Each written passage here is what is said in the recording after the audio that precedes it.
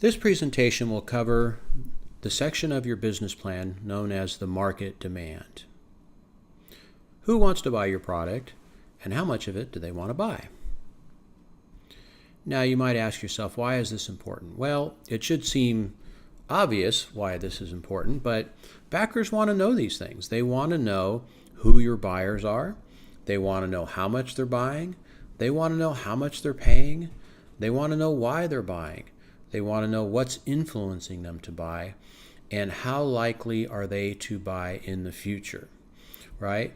And this is a section too where, again, it's easy to kind of paint it with rose-colored glasses, with over-optimism, and say, oh yeah, there's just millions and millions of people out there that have been waiting for my product, for my service, for my business to come along. And so isn't it obvious that as soon as I create this product, it's like the field of dreams. I'll create it and people will come. Well, guess what? If you have backers out there or board of directors, they need some evidence, right? They need something tangible that proves to them that there is a market out there for your product. So as positive and as optimistic as you are, you need to be realistic about the prospects, right? Okay, so this is the opportunity to do so. And I think people will always respect that. If you say the market demand is more realistic than overly optimistic, right? So be real at this point as well, as you should be throughout the project. Now, the one of the first things you want to establish here is the market size. Now, this can be easy if it's a well-established market, if it's a large business, if it's a large niche. So, for example, groceries, right? I mean, there's tons of market research out there available for people in the grocery, food industry, right? If it's a niche market, then there may be some research firms out there for that particular sector, maybe a trade industry that has market size information available. Now, if you're a smaller business or if you're a startup, you're going to need to figure this out on your own, right? So it's not going to be easy to figure out what the market size is. And again, if you've had a marketing class, you should be familiar with what market size is. It's essentially the population of the country or the area you're in that's relatively interested and available to buy a product like yours based upon current demand as seen through other companies, right? Now, the authors put forward something that's called market crafting. And this is something that you can do if there's no recent available research on what market size is. And essentially what market crafting is you look at your competitors and you look at their sales and then the size of your business in relationship to them.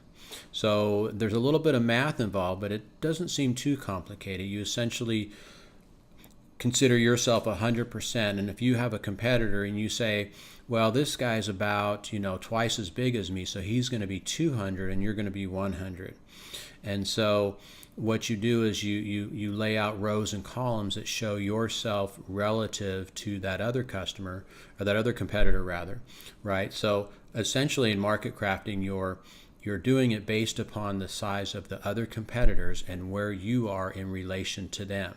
And so if you figure out what the total market is based upon that, then you can figure out the market size and the market share, so what you have in relation to them, what the growth has been, if you can get historical data, and then the market share change, what it's been changing, growing over the years.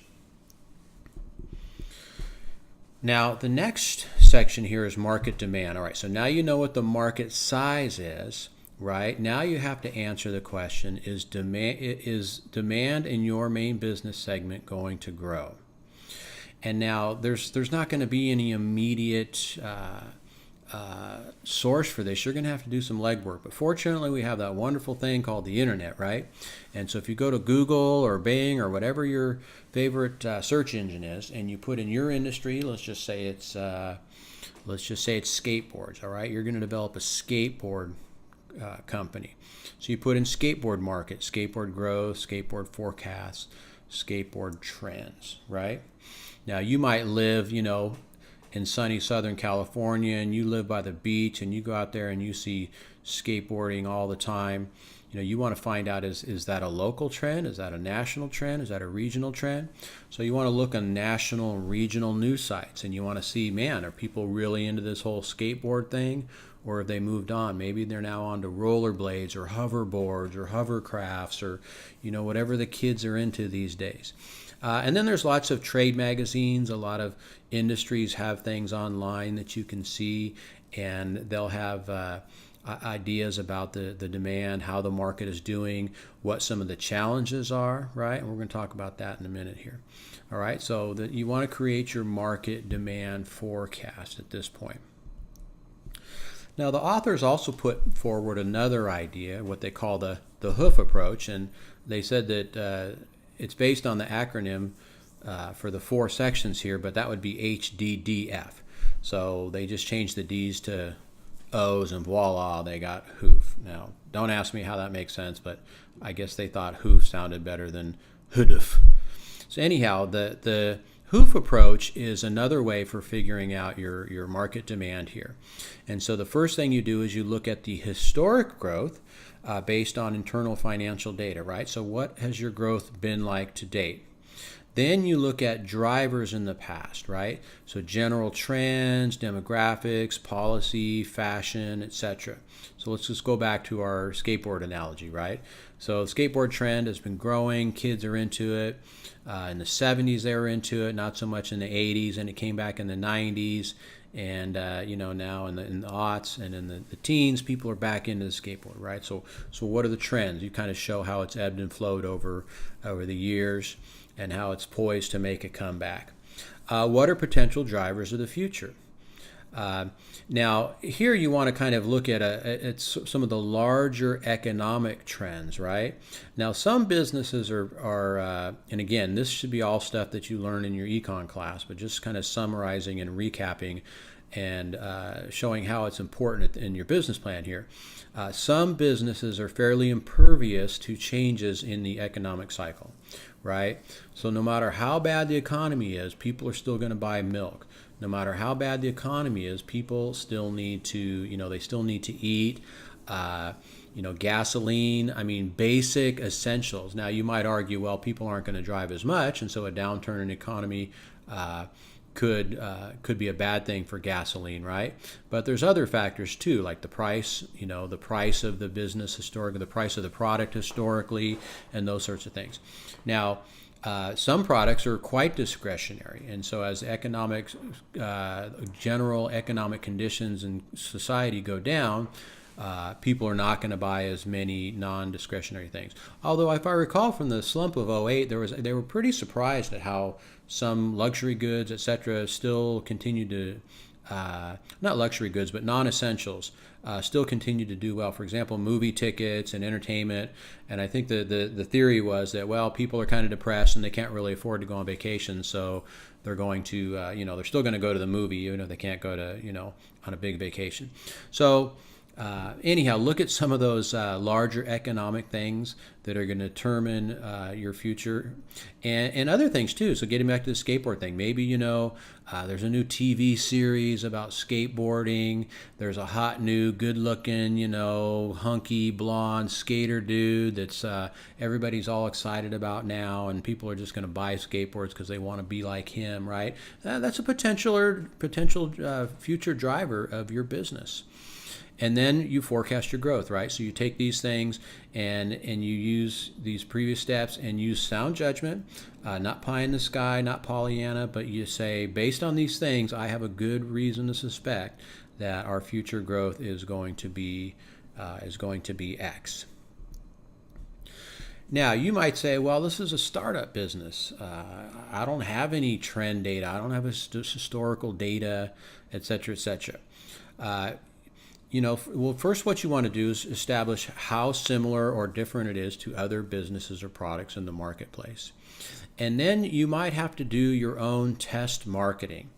And if you are a business to business kind of product, you want to sit down with some people that are prospective buyers, businesses, and give them a pitch and say, hey, here's what I'm thinking about building, designing, offering. How interested would a company like yours be in this? And listen to them. If it's if you sell directly to the end consumer, you might need to go down to a place, the mall, or a place where there's lots of people, and you can hire people to do this. You can hire kids to go out there. You can probably even hire research firms to do this kind of work for you. But if you're small, you don't have a lot of money, you need to get out there and you need to start asking people that you think are prospective customers, hey, what do you think about this idea? Maybe if you have samples, you can give out samples and say, what do you think about this? I remember reading about the founder of Cliff Bar. I can't think of his name, but what he did was he built his, or he cooked up the initial Cliff Bars, and he went to marathons. And the reason why he came up with Cliff Bars is he got so tired of the power bars. They were sticky and yucky and just hated the taste of them. He said there's got to be something better, and he had an interest in cooking and baking. So he decided he'd come up with a healthy product that had no eggs or no flour or anything like that, so it could be easily digested. And so anyhow, he cooked up a bunch of them. He went to a marathon and he came up with little individual servings, and as people went by, they would take them. And afterwards, he just got onslaught of people coming back saying, man, I love that product. What was that? Blah, blah, blah. Right? So that was the way he test marketed his product, was by getting out there where there's people, prospective users of his kind of product, and finding out what they think. All right, so that's enough about the test marketing. Identifying your target customer, this is important. If you're trying to say, here's my product, here's who I'm selling it to, define the product from their point of view. All right, so the Cliff Bar idea, well, this is something that helps me maintain my strength as I run, long distances and yada, yada, yada, show I'm a beast. Define them, their age, education, what must they be convinced of in order to buy, right? So what's that unique selling proposition to the customer? Where do they live? When do they buy? How do they buy? They're buying strategy, right? Do they buy face-to-face? Do they buy in liquor stores? Do they buy in Walmart? Do they buy online through Amazon, right? So figure out their buying strategy. And as I mentioned, determine the unique selling proposition to this ideal customer, right? So if you can come up with your prototype and say, this is Joey customer, he or she looks like this, he lives there, he makes this much money, this is what's important to him, then you can come up with a pitch to that particular person that's going to make your product attractive. And you also want to discuss what the risks and opportunities are. So again, this is sort of the reality check. You have a great product or service or business idea, but you want to let the readers of your report know that you're realistic and say, hey, things look good, but what happened if hunky blonde skateboard man breaks his leg and nobody buys skateboards anymore, right? So you have to think of prospective risks to your market and your market strategy. And so you want to identify those risks and then mention how likely are they to take place. Well, blonde hunky skater boy, he skates every day for 5 hours and he does some crazy tricks. So you know what? That's actually pretty likely that this cat's going to break his leg at some point, and all of a sudden he's not going to be able to sell skateboards. Now, maybe he still could. I could probably sell them from his hospital bed, I imagine. But you get the point, right? So you want to figure out how likely is it. And of course, if it does happen, what will their impact be on your prospective sales? So if something tragic happened or a shift happened, let's just say, for example, you're in the mortgage business, right? Now, a lot of us who've been around for a while know that, you can be kind of gun shy, especially if you're around in 2004, 5, 6, where things were heating up, and then 2008, the bottom fell out, right? So, that's the kind of, that's the kind of contingency you need to be realistic about in terms of your business proposition. Anyhow, that ends this section here, and we will continue to work on this. You'll have an opportunity to develop that this week and present it in class. Thanks for listening.